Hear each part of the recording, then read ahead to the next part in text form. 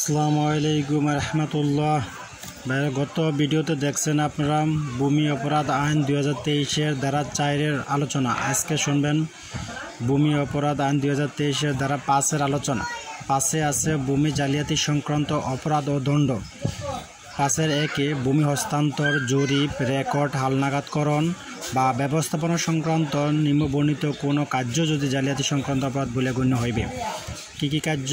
1 নম্বর হচ্ছে ক, কোনো ব্যক্তির ক্ষতি বা অনিষ্ট সাধন করিবার বা কোনো দাবি বা অধিকার সমর্পণ করিবার অথবা কোনো ব্যক্তিকে কোনো সম্পত্তি পরিত্যাগ বা চুক্তি সম্পাদন করিতে বাধ্য করিবার অথবা প্রতারণা করা যাইতে পারে এইরূপ উপায়ে কোনো মিথ্যা দলিল বা কোনো মিথ্যা দলিল অংশবিশেষ প্রস্তুতকরণ।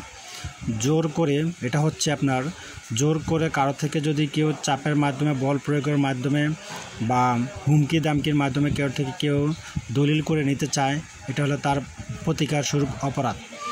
আজকে এই পর্যন্ত। আগামীকাল আবার আসছে ধারা 5 খ।